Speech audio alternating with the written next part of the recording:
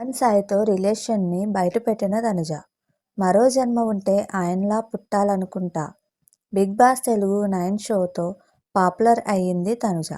Serial నటిగా గుర్తింపు తెచ్చుకున్న ఆమె ఇటీవలే బిగ్ బాస్ తెలుగు 9వ సీజన్లో పాల్గొన్న విషయం తెలిసిందే. ప్రారంభం నుంచి తనదైన గేమ్తో ఆకట్టుకుంటూ వచ్చింది. అందరిలోకెల్లా కాస్త మెచ్యూరిటీగా ఉంటూ మెప్పించింది. అదే సమయంలో టాస్కుల్లోనూ చాలా యాక్టివ్గా ఉంది. ఇమాన్యుయల్తో కలిసి బాగా ఎంటర్టైన్ చేసింది.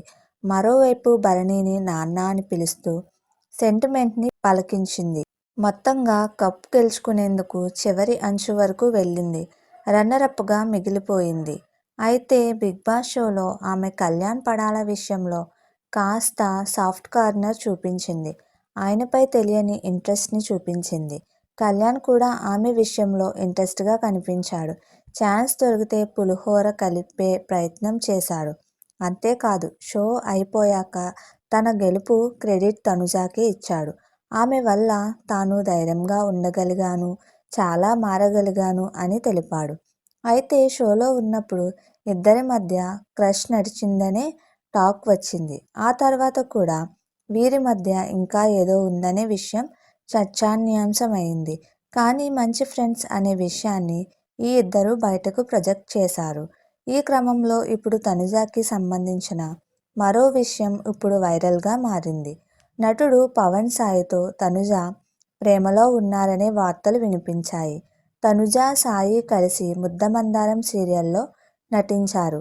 ఈ ఇద్దరి మధ్య కెమిస్ట్రీ బాగా వర్కౌట్ అయింది. రియల్ కపుల్ అనేంతగా ఈ ఇద్దరు తమ బాండింగ్ని చూపించారు. దీంతో వీరి మధ్య ఉన్న రిలేషన్పై పలు వార్తలు వినిపించాయి. ఈ క్రమంలో తనుజ దీనిపై స్పందించింది. తమ రిలేషన్ ఎలాంటిదో తెలిపింది. తన ఫ్యామిలీ తర్వాత ఇంపార్టెంట్ పర్సన్ అంటే పవన్ అని చెప్పింది. తనుజ మాట్లాడుతూ తనని తన ఫ్యామిలీ తర్వాత అంతగా పట్టించుకునే మనిషి ఎవరైనా ఉన్నారంటే అది పవన్ సాయి అని, వ్యక్తిగత విషయాల్లోనే కాదు ప్రొఫెషనల్ విషయాల్లోనూ ఆయన ప్రమేయం ఉంటుందని చెప్పింది తనుజ. తనకు ఏదైనా ఆఫర్ వస్తే అది చెయ్యాలా వద్దా అనేది ఫ్యామిలీతో మాట్లాడుతుంటే ఒకసారి పవన్కి ఫోన్ చేయు అని అమ్మ చెబుతుంది. అమ్మమ్మ కూడా పవన్ని అడుగు, ఏమంటాడో కనుక్కో అని చెబుతుంది. అంతగా తన ఫ్యామిలీలో పవన్ కలిసిపోయాడని చెప్పింది. తనుజ ఏదైనా డిస్కస్ చేయాలంటే ఫస్ట్ పర్సన్ సాయినే అని స్పష్టం చేసింది. పవన్ లాంటి వ్యక్తిని మనం చాలా రేర్గా చూస్తాం. పవన్తో నేను తమిళ్లో, తెలుగులో కూడా కలిసి వర్క్ చేశాను. అలాంటి వ్యక్తిత్వం ఉన్న వ్యక్తి చాలా రేర్గా ఉంటారు. ఎంత సీరియస్ సందర్భంగా అయినా స్మైల్తోనే మేనేజ్ చేస్తారు. అలాంటి వ్యక్తిత్వం ఉన్న వ్యక్తి చాలా రేర్గా ఉంటారు. ఎంత సీరియస్ సందర్భం అయినా స్మైల్తోనే మేనేజ్ చేస్తారు. చాలా కూల్ పర్సన్. పిడుగు వచ్చి మీద పడ్డా కూడా కూల్గా ఉంటారు. టెన్షన్ పడుతుంటే రిలాక్స్ అని కూల్ చేస్తూ ఉంటారు. చాలా పాజిటివ్ పర్సన్. చాలా బాగా మోటివేట్ చేస్తారు. ప్రతి విషయాన్ని ఎంత కూల్గా చేస్తారంటే మనకి కోపం వస్తే మన ఎక్స్ప్రెషన్స్ మారిపోతుంది, బిహేవియర్ మారిపోతుంది. కానీ ఆయన ఎప్పుడూ ఒకేలా ఉంటారు. ఆనందమైన బాధ మొహంపై చిరునవ్వు చెరిగిపోదు. నేను ఆయన్ని చాలాసార్లు అడిగాను, మీరు ఇంత కూల్గా ఎలా ఉండగలుగుతున్నారు అని. దానికి ఆయన జరిగేది జరుగుతుంటుంది, దానికోసం వర్రీ ఎందుకు అని అంటారు. ఎవరి గురించి నెగిటివ్గా మాట్లాడరు, ఎవరిని బాధ పెట్టరు. అలాంటి వ్యక్తిని భవిష్యత్తులో కలుస్తానో లేదో తెలియదు.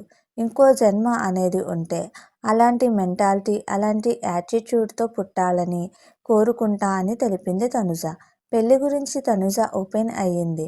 ఆమె చెబుతూ తన లైఫ్లో ఫేవరెట్ చాప్టర్ ఏదైనా ఉందంటే అది పెళ్ళినే అని, తనకు పెళ్ళి అంటే చాలా ఇష్టమని, ఆ క్షణం కోసం తాను ఎదురు చూస్తున్నానని తెలిపింది. ఈ సందర్భంగా అబ్బాయిల విషయంలో తన అమ్మమ్మ వచ్చి చెప్పే విషయాన్ని పంచుకుంటూ, ఒక అబ్బాయి చెడిపోవడానికైనా, మంచివాడు అవ్వడానికైనా, బాధ్యత గల వ్యక్తిగా నిలబడటానికైనా ఒక ఆడపిల్ల చేతిలోనే ఉంటుందంట.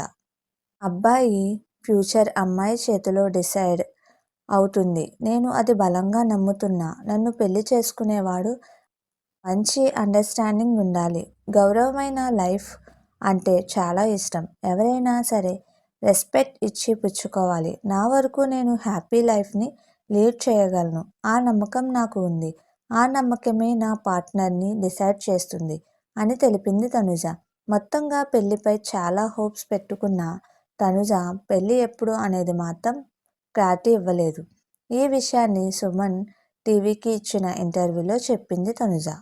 మొత్తంగా పెళ్లిపై చాలా హోప్స్ పెట్టుకున్న తనుజ పెళ్లి ఎప్పుడు అనేది మాత్రం క్లారిటీ ఇవ్వలేదు. మీకు మా వీడియోస్ కనుక నచ్చినట్లయితే ఇలాంటి మరెన్నో విషయాలు తెలుసుకోవాలనుకుంటే డూ సబ్స్క్రైబ్ టు సమాజం ముచ్చట్లు.